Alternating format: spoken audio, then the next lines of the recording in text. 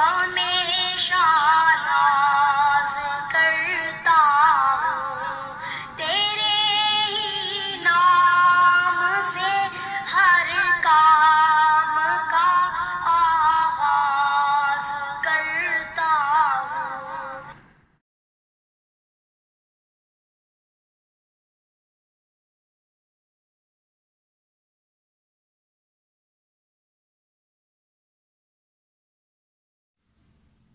السلام علیکم ورحمۃ اللہ وبرکاتہ۔ الحمدللہ وکفا والصلاة والسلام علی عباده الذین اصطفى اما بعد اللہم صل علی محمد وعلی آل محمد۔ دین اسلام کی 5 بنیادیں ہیں جن پر یہ قائم ہے، ان میں سے کسی ایک کے بغیر اسلام کا تصور نہیں کیا جا سکتا۔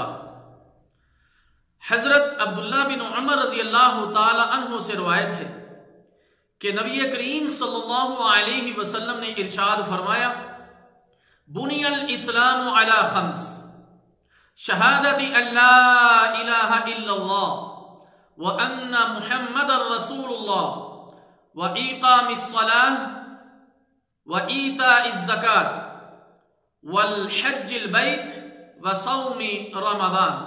صحیح بخاری۔ اسلام کی بنیاد 5 چیزوں پر رکھی گئی ہے۔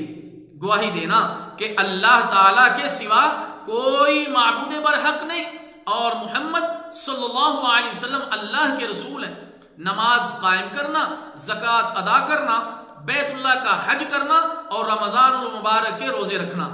ان میں سے کسی ایک کا بھی انکار انسان کو اسلام سے خارج کر دیتا ہے۔ ان 5 ارکان میں سے پہلا رکن شہادتین ہے۔ دین اسلام کی بنیاد کلمہ شہادت ہے، یعنی اس بات کی گواہی دینا کہ اللہ تعالی جل شانہ کے سوا کوئی معبود برحق نہیں اور محمد الرسول اللہ صلی اللہ علیہ وسلم اللہ تعالی کے برگزیدہ رسول ہیں۔ چنانچہ کلمہ شہادت ہی کے ذریعے ایک شخص دائرہ اسلام میں داخل ہوتا ہے۔ کلمہ شہادت ہی اسلام کی چابی ہے اور اس کی بنیاد۔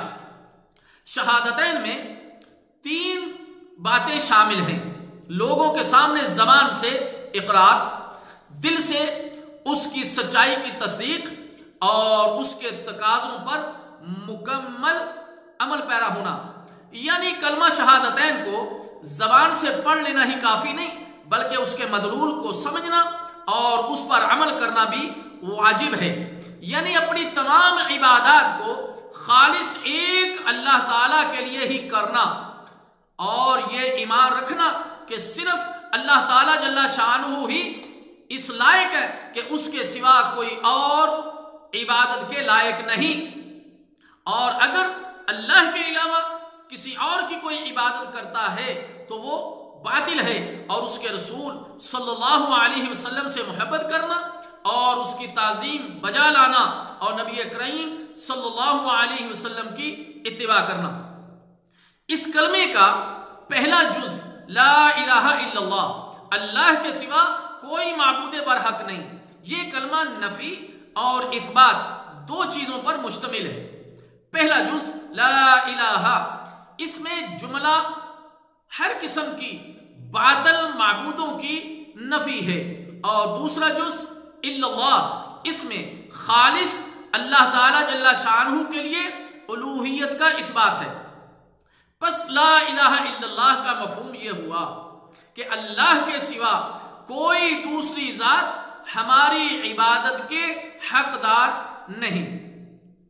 اس کلمے کا جو دوسرا حصہ ہے محمد الرسول اللہ،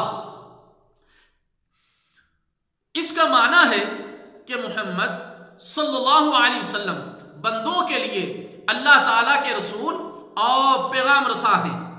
پہلے جز کی طرح دوسرے جز کے اقرار کا معنی ہے کہ لوگوں کے سامنے زبان سے اس کا اقرار کرنا، دل سے آپ صلی اللہ علیہ وسلم کو اللہ کا سچا رسول ماننا، اور پھر آپ صلی اللہ علیہ وسلم کے دیے ہوئے احکام پر عمل پیرا ہونا۔ رسول اللہ صلی اللہ علیہ وسلم کے ساتھ محبت کرنا اور تمام عبادات میں رسول اللہ صلی اللہ علیہ وسلم کا طریقہ اختیار کرنا۔ اللہ تعالیٰ جل شانہ کا فرمان ہے النبی اولا بالمؤمنین من انفسہم وازواجہ امہاتہم، نبی صلی اللہ علیہ وسلم مومنوں پر خود ان کی جانوں سے بھی زیادہ حق رکھنے والے ہیں، اور نبی کی بیویاں مومنوں کی مائیں ہیں۔ ایک دوسرے مقام پر اللہ تعالیٰ جل شانہ نے ارشاد فرمایا وما آتاکم الرسول فخذوا وما نہاکم عنہ فانتہوا، اور جو تمہیں رسول صلی اللہ علیہ وسلم دے اس کو تھام لو، اور جس سے تمہیں منع کرے اس سے رک جاؤ۔ امام مسلم رحمہ اللہ تعالی انس رضی اللہ تعالی عنہ سے روایت کرتے ہیں کہ اللہ کے رسول صلی اللہ علیہ وسلم نے فرمایا کوئی بندہ اس وقت تک مومن نہیں ہو سکتا جب تک کہ میں اس کے نزدیک اس کے اہل، مال اور سب لوگوں سے زیادہ پیارا نہ ہو جاؤں۔ صحیح مسلم۔ امام الانبیاء محمد مصطفیٰ رحمت کائنات صلی اللہ علیہ وسلم نے ارشاد فرمایا من عمل عملا لیس علیہ امرنا فہو رد، صحیح بخاری، جس نے ایسا کام کیا جو ہمارے طریقے پر نہیں وہ مردود ہے۔ تو میرے محترم دوستو، جو اسلام کے 5 ارکان ہیں ان میں سے پہلا رکن میں نے آپ کے سامنے بیان کیا۔